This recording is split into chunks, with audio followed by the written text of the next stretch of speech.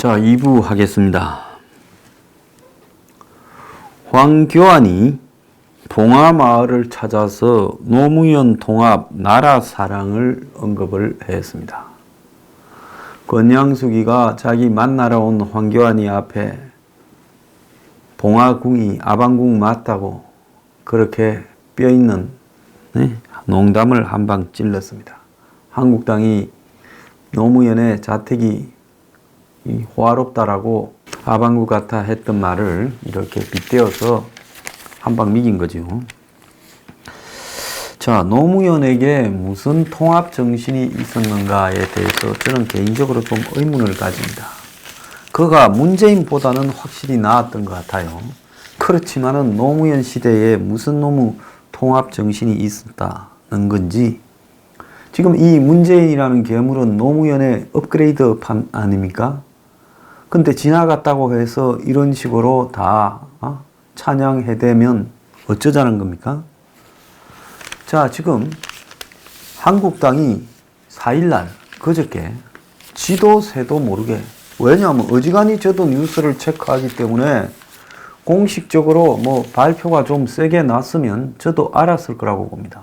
창원 성산의 후보를 4일 오후에 설거머니 공천을 했습니다. 저도 어제 몇 사람이 이렇게 댓글로 이런 일이 있다고 알려줘서 비로소 알았습니다. 한국당 경남도당이 발표해서, 이것도 웃겨요. 보통 보궐선거에 나가는 후보자는 중앙당이 어디에는 누구 어디에는 누구를 공천키로 했다라고 발표를 하는데, 경남도당이 4일 공천관리위원회와 최고위원회 의결을 거쳐 강기훈 전 의원을 성산 국회의원 후보로 확정했다, 이렇게 발표했습니다. 강 후보는 지난달 26일 단수 신청자로 면접을 마쳤고, 그는 19대 국회의원을 지냈고 또 성산 당협위원장을 지냈으며 경남도당 민생위원장을 맡고 있다고 합니다. 자, 그런데 당에서 공식적으로 후보를 누구를 공천했다라고 하는 기사들은 별로 없고, 경남도민일보를 통해서 경남도당이 강기훈이 최고위원회를 거쳐서 확정됐다. 자, 그러면 황교안이 며칠 날 당대표가 됐습니까? 27일 날 됐습니다. 그러지 않습니까? 27일 날 되고 난 뒤에 황교안이 28일은 그냥 여기저기 그냥 좀 인사 다니고 끝났고, 그 다음에 3월 1일부터 연휴였습니다. 그러니까 황교안이 제대로 된 첫 업무를 시작한 게 3월 4일인데 이 3월 4일 날 최고위원회에서 설거머니 지금 결정을 해버렸다는 겁니다. 창원 성산의 강기훈 후보로요. 자, 일각에 2월 말부터 황교안을 창원 성산의 후보로 내세워야 된다. 원외 대표고 더 나아가서 보궐선거가 있을 때 상식적인 정치인이라면 원외 딱지를 벗고 빨리 원내로 복귀해서 국회의원 역할을 수행하는 것이 상식적이고, 그래야 제대로 된 대표가 되지요. 배지도 없는 대표가 제대로 된 대표 역할을 하겠습니까? 그것뿐만 아니라 지금 창원 성산이라는 데가 지금까지 좌파 진영에서 3번, 보수 진영에서 2번, 2000년 이후에 치러진 총선에서 3대 2로 지고 있는, 한마디로 보수 진영이 지금 위축될 대로 위축된 현 상황에서는 쉽지 않은 지역이라는 게 분명한 데입니다. 그렇다면 황교안이 여기에 나서서 승리를 가져옴으로써 내년 총선에 대비한 PK 지역에 확실한 교두보를 구축하고, 이제 문 정권의 패거리들은 문에 지금 아성이 PK라고 하지 않습니까? 거기에서 이제 추방되기 시작했다. 그렇게 해서 문이 전체적으로 전열이 흐트러지도록 하는데 매우 중요한 지역인데요. 이 지역도 국회의원 출마하기가 두려워서 황은 출마를 거부했습니다. 자, 만약에 창원 성산에서 패배했을 경우에 황은 당 대표를 그만둬야 된다. 저는 그렇게 생각을 합니다. 희생하지 않는 대표, 그냥 누리고자 하는 대표가 이게 의미가 있느냐? 저는 그렇게 보고 있고요. 어제 봉화마을에 가서 황이 보였던 행동들은 그야말로 좀 치욕적이라고 생각을 하고 있습니다. 물론 전직 대통령에 대해서 야권이, 현 여권이 묘소를 가려가면서 다니고 하는 모습은 옳지 않아서 통합적인 차원에서 묘소 방문을 할 수 있다고 볼 수 있겠지만은 노무현만 국립형충원이 아니라 김해에 자기 집 앞에다가 묘를 썼고, 그래서 뭐 되는 사람은 곧바로 거기에 가서 내려가서 인사해야 되는 그런 부분도 제가 볼 때는 자연스럽지가 않다. 그렇다면 이렇게 빨리 갈 게 아니라 다음에 들를 때가 있을 때 가겠다라고 해도 무방한 것을 이런 식으로 처리하는가에 대해 저는 좀 황교안이 도대체 뭐가 우선인지를 제대로 모르는 거 아니냐, 이렇게 생각을 합니다. 제가 황을 좀 비판하니까요, 본격적으로 황파들이 어제도 한 몇십 명이 몰려와서 저한테 입에 담지 못할 욕을 합니다. 황장수, 너 그리 잘난 놈이 지금까지 그 따위로 사는 게 그게 왜 그런지 아냐? 너 성깔머리를 고쳐야 제대로 산다부터 시작해서 너는 이 평생 국회의원이나 이 국회 근처에 돌아오지도 못하고 들어오지도 못하고 그런 유튜브를 통해서 화풀이를 하냐? 너 방송에 나갔을 때는 그리 못 떠들더니만 네 방송에서만 그러냐? 내 방송에 나갔어요. 대한민국의 누구보다도 확실한 이야기를 했다. 이렇게 자부할 수 있는 사람입니다.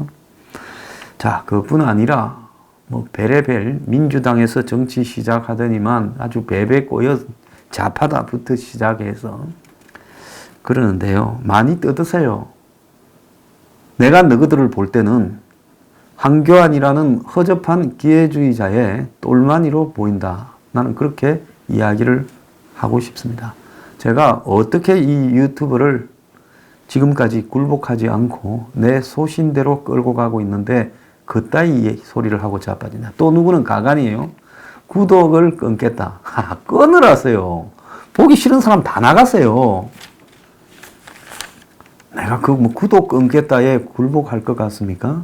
그런데 어제도 제가 이야기했다시피 자기가 경선을 할 때 자기가 당선되면 문 정권의 수많은 새로운 적폐, 신적폐를 저지하기 위한 특위를 만들겠다.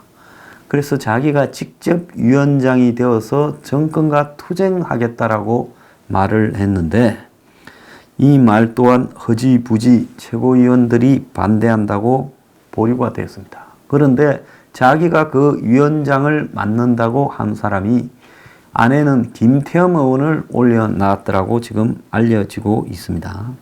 그런데 안 하는 이유가 문 정권이 수행했던 적폐청산위원회와 어감이 비슷하고 정권이 주도하는 적폐청산 프레임에 말릴 수가 있어서 안 한다 이런다는 겁니다. 지랄하고 자빠졌네요. 더 이상 적폐청산될 프레임이 뭐가 있다고 이제 할 만큼 했지 않습니까?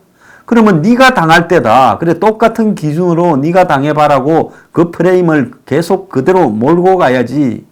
이 덩신 같은 인간들이 이제 별 핑계를 대고 싸우기 싫어서 꼬랑지를 내리고 있어요. 자, 길거리에 개 두 마리가 만나면 딱 1초 만에 승부가 납니다. 콩알만한 개라도 덩치가 큰 개한테 어르릉 하고 한번 소리를 높이면 한쪽이 꼬리를 내리면 승부는 끝납니다. 자, 지금 이 황교안의 한국당 집행부는 싸움이 하기 싫어서 미북 회담 결렬에 대해서 그 과정에서 미북 회담이 다 됐다고 큰 소리를 치던 문 정권이 책임져야 될 일이다라고 말 한마디도 못하고 회담이 결렬됐는데도 계속 대북 퍼주기 개성공단 금강산을 밀어붙이겠다 해서 한미 간에 지금 균열이 나고 있다는 데 대해서도 말 한마디 제대로 못합니다. 왜? 미북 회담을 가지고 너무 비판하다가 중간층에 있는 온건한 보수 이런 사람들의 이 평화적인 남북관계 형성에도 삼국당 수구 꼴통들이 반대한다. 외연을 넓혀야 되는데 장애가 오기 때문에 그걸 신중하게 하고 있다. 안타깝다라는 말밖에 못한다는 헛소리를 하고 있습니다. 미안하지만은요, 황교안이라고 하면요, 한국의 중도부터 좌파들 진영에는 수구 꼴통의 대명사로 되어 있어요. 당신이 어느 날 합리적인 보수인 양 한다고 합리적인 보수가 된다고 보십니까? 늑대가요, 온순한 양이라고, 예? 양껍질을 뒤집어 쓰고 있다고 남이 양이라고 봅니까? 정말로 한심하지 않을 수 없습니다. 야당을 야당이라고 바라보지 않습니다. 그야말로 겁줘가지고 툭 하면 잡아넣고, 예? 그리고 마치 빨갱이 타령이나 하는 집단이라고 빨갱이라고 보수가 별로 안 하고 가만히 있으니까 지가 지 입으로 빨갱이 타령을 하면서, 예? 독립투사들을 빨갱이로 몰아서 어쩌고라는 말을, 빨갱이라는 말을 몇 차례나 했습니다. 예? 공식적인 행사에서요. 이게 말이 되는 이야기라고 생각을 하십니까? 자, 그는 우리 대한민국이라고 하지 않고 3.1절 기념사에서 우리나라라는 말은 한 번도 하지 않았습니다. 자, 생뚱맞은 빨갱이 논쟁과 남북 통일에 대한 이 미사 여구만 숱하게 이야기를 했습니다. 자, 이런 대통령이 지금 상권 분립을 파괴하고 성창호 판사, 김경수에게 2년을 때린 성창호 판사를 기소해 버렸습니다. 네? 사법 파동과 관련해서요. 사법 적폐라고 말을 하고 싶지도 않습니다. 자, 그것뿐만 아닙니다. 이 산하기관에 낙하산으로 내려보낸 사람이 지금 434명인가가 된다라는 지금 이야기가 나오고 있고요. 자, 이걸 넘어서서 자신에게 반대하는 계층을 언론을 동원해서 가짜 뉴스로 몰면서 그들에게 툭 하면 고소 고발을 난무하고 세무조사를 언급하면서 한마디로 비판을 막아버리고 있습니다. 모든 언론이 문재인이 겁이 나서 다 머리를 숙이고 있고 공중파나 종편에 문의 나팔수 스피커라고 하는 끈앞풀들이 온통 한 자리씩 꿰차서 라디오까지 전부 사회나 진행을 패널을 맡으면서 하루 종일 문비어 청가를 부르고 있고 북한을 찬양하고 있습니다. 이번에 미북 회담 때 벌어졌던 언론의 친북 찬양 얼마나 심각했습니까? 자, 그래서 언론이 언론 역할을 하지 못하고 완전히 붕괴되어 버리고 있습니다. 여기에 나라의 근간인 안보를 해체하고 있고 한미 동맹을 해체해 가고 있습니다. 경제는 파탄에 빠뜨려서 그야말로 정권이 없는 것이 경제에 덜 늦게 망하는데 도움이 되지 않겠나라고 비춰져요. 장기적인 불황의 여파도 있지만은 이들이 자신들만의 이념적 환상에 빠져서 책상머리에서 한 번도 듣도 보도 못한 소득주도 성장을 언급하면서 주 52시간부터 시작해서 최저임금 인상부터 온갖 경제적인 지금 사고들을 스스로 인위적으로 만들어서 사고를 치고 있습니다. 뭘 몰라서 IMF를 맞은 것은 봤지만은 스스로 그냥 망하려고 사고를 치면서 경제를 망치는 인간들은 처음 봤어요. 그럼에도 불구하고 자리는 계속 해전문 인사로 뱅글뱅글 돌립니다. 오늘 아침에 김현장이라는 말이 언론에 나와서 이게 뭔가 했더만은 주중대사를 노영민이가 청와대 비서실장으로 가서 비어있는 주중대사를 김동연 전 부총리한테 맡아라 하니까 이 친구가 뺀질뺀질하게 여기서는 발 빼야 되겠다, 망할 정권이다 했겠죠. 김동연이 안 한다고 하니까 이제 장하성한테 줬다는 겁니다. 그러고는 장하성이 중국에 관한 책 낸 적이 있어서 전문가라고 우기고 자빠졌습니다. 그러니까 이들에게 중국 대사 자리는 그야말로 경제를 망치는데 일조했는데 그놈들도 한 자리씩 던져줘서 입을 막아야 되니까. 왜? 내막을 많이 알고 있을 거 아닙니까? 망한 경제에 대해서 책임이 있는 자들에게 니 이거 한 자리 하고 입 좀 앞으로 쳐닫고 있을래? 그런 식으로 지금 하고 있습니다. 자, 이들은 기본적인 민주주의의 시스템을 여론을 조작했습니다. 댓글을 조작해서 국민의 사고 판단에 대선 시기에 결정적인 영향력을 미쳤습니다. 그리고 민간인 사찰 등을 통해서 또 숱한 기업들을 사찰을 통해서 한마디로 이 국민을 경찰국가, 공포국가로 만들어가고 있습니다. 그러고도 지금 영장이 남발되면서 툭 하면 사상 유례 없는 압수수색이 문정권 하에서 행해지고 있고요. 판사들조차도 지금 겁을 다 처먹고 꼬랑지를 내리고 있습니다. 마치 에르도안이라고 하는 터키의 독재자가 군부의 쿠데타 이후에 얼마나 터키를 살벌하게 이 파시즘으로 만들어 가는가 하는 것과 못지않게 문재인이 한국에서 독재자로서 국가의 민주주의 시스템을 무너뜨리고 있습니다. 자, 한국당이 1월 말에 장외투쟁으로 가서 밤 늦게 먹기 운동을 하면서 한 달 이상을 싸웠습니다. 한 40일을 싸웠지요. 그런데 문 정권은 그들에게 돌아올 명분으로 그야말로 도시락 하나도 안 던져주고 빈손으로 들어오라고 강요했고 결국 한국당은 항복하고 기어 들어갔습니다. 자, 그런데 이런 굴욕을 지금 이렇게 무지막지한 문정권 하에서 겪으면서도 부끄러운 줄을 모른다면 저는 한국당이나 황교안은 정치를 해서는 안 된다고 생각을 합니다. 이러고도 설설 기어다니면서 내년 총선을 이길 거라고 생각하는가? 솔직히 저런 류의 집단이나 인물이 다음에 정권을 잡아서 대통령이 된들, 과거에 이명박 박근혜에서 벌어졌던 보수의 잘못들이 그대로 반복되지 않는다라는 보장이 어디 있습니까? 이런 소리 제밖에 안 하니까요.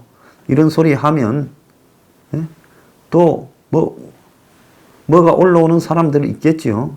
좀 들으세요. 보수가 뭐가 제일 문제인 줄 압니까? 듣기 싫은 소리를 절대 안 들으려고 하고 한마디로 뱀의 아첨 같은 뱀 혓바닥 같은 소리들만 들어서 자기들끼리 자위하는 게 보수의 가장 큰 문제라고 제가 지적을 합니다. 한번 보는 거 한번 보세요. 유튜브 꼬라지들요. 그래 거기에 이래저래 빨아주고 보수 유튜버의 내용대로 하면 문정권은 벌써 망해서 쫓겨났겠습니다. 그렇게 그 황교안을 칭송하고요. 창피하지 않습니까? 그러고도 그게 유튜브라고 왜 합니까? 대한 언론이라고 독립언론이라고 말을 할 자격이나 있습니까? 저까지 그런 집단에 들어가야 됩니까? 충분히 아부하는 놈들 많으니까 불만인 사람은 거기 가서 보세요. 서울대 박효종 교수, 합리적인 보수주의자입니다. 보수주의자들의 7가지 죄를 고하며 고개를 숙였어요. 첫째, 미래를 내다보지 못한 죄. 자, 이거는 그냥 제목만 이야기하겠습니다. 두 번째, 과거의 향수를 살리지 못한 죄. 세 번째, 지키기만 하고 가꾸지 못한 죄. 권위와 권위주의를 혼동한 죄. 다섯째, 특금 오남용죄라고 했어요. 자, 특금 오남용죄가 황교안하고 어떤 관련이 있는가에 대해 좀 언급을 했습니다. 그는 고검장에서 물러난 후 대형 로펌에서 17개월 동안 월 1억씩을 받았다. 수임 사건의 19개 목록이 무엇인지 공개되지 않았다. 자, 이와 관련해서요, 황교안은 참여정부에서 삼성 X파일 관련해 가지고 이렇게 조사의 라인에 있었습니다. 문재인이 민정수석을 하고, 자, 그럴 때였습니다. 그런데 지금 온갖 문정권의 의혹이 지금 난무할 때 황교안이 한국당의 당 대표를 맡았습니다. 자, 삼성 X파일과 황교안, 그리고 황교안이 고검장에서 물러나온 후 태평양에서, 로펌 태평양에서 17개월 동안 월 1억씩 17억을 받았습니다. 그런데 그 17억을 받은 사건이 19개인데 누구한테 17억을 받았는지 그 수입 목록을 공개하지 못하고 있습니다. 자, 오늘 제가 말한 데서 황교안의 수입 목록과 관계가 있다면 황교안은 앞으로 뭔 일을 할 수 있겠습니까? 그야말로 문재인이가 청와대 민정수석을 할 때 황교안이 검사로서 삼성 X파일을 맡았다면, 자, 황교안의 목줄은 누가 쥐고 있을까요? 자, 일각에서는 황교안이 태평양에서 16개월을 근무하고 16억을 받았다. 아까 17억은 좀 차고 올 수도 있을 것 같습니다. 그런데 그거는 뭐 1개월 17억이냐 16억이냐 그건 조금 차고가 서로 있을 수 있고요. 이 기간 동안에 황교안이 공식적으로 수임한 사건은 단 한 건이라는 겁니다. 그러면 나머지 수임했다라는 18건은 황교안이 제대로 밝히지도 못하고 있습니다. 그는 삼성 X파일 수사와 관련해서 삼성 쪽 인사는 모두 불기소했고 노회찬과 그걸 또 언급했던 기자들은 기소를 했습니다. 자, 우리가요, 좌우를 떠나가지고 사람은 상식적으로 세상을 바라보고 말을 해야 된다고 생각을 합니다. 황교안은 이런 문제에 대해서도 언급을 해야 된다, 저는 보고 있습니다. 자, 그리고 이 보수가 한마디로 자기 초월을 못한 죄, 이것도 언급을 하는 데 있어서 황교안은 이 국무총리 황교안이라고 하는 자개 명패를 갖다가 만들었던 적이 있고, 총리 때 특검 연장 요구가 빗발치던 때에 자개 명패 기념 시계를 만들어 한마디로 총리의 좀 생활을 즐기던 사람이었습니다.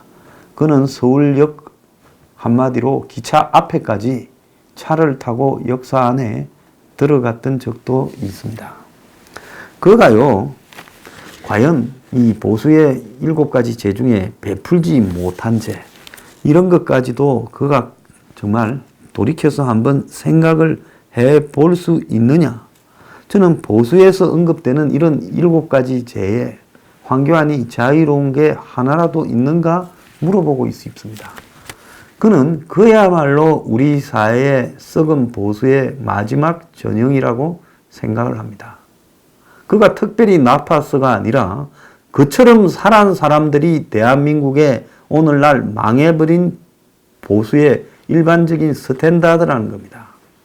자, 그런 황교안이 지금 당대표를 맡아서 문재인이 나라의 정체성과 민주주의를 파괴하고 상권 분립을 파괴하고 언론을 파괴하고 국민의 인권을 파괴하고 이 나라를 공포정치 전체주의 파시즘으로 몰고 가고 있는 하에서 또 경제를 무너뜨리면서 전 국민을 서민들부터 죽어가게 하는 판에 이 황교안은 너무 한가한 지금 노름이나 하고 있는 거 아니냐. 황교안이 돼가지고 문희상이 만나서 밥 먹고 각 당의 당사 인사 다니고 남대문 시장 가고 지가 선거 때 말한 것은 첫날부터 안 지키고 설거머니 알리지도 않으면서 창원 성산에 공천이나 해버리고 지는 안 나가고 그러고는 봉화마을 가가지고 노무현 묘소에서 통합의 대통령이라고 노무현을 지 성깔대로 하고 간 대통령이다 인정합니다. 문재인보다 나았다 인정합니다. 그런데 무슨 통합의 대통령입니까? 그때부터 가르기 시작했잖아요. 저는 그 시대에 살기 많이 불편했습니다. 그런데 노무현을 이제 와서 통합의 대통령이라니요. 그래 권양숙이 앞에 가서 머리 조아리니까 뭐 좀 된 것 같습니까? 배가 부릅니까? 황교안 지금부터 한번 봅시다. 내가 어떻게 당신을 두들기는지요. 당신 처신 똑바로 하기 바랍니다. 유튜버가 큰소리 쳐봤자 우습게 여기지지요. 당신 한번 호되게 당할 날이 있을 겁니다.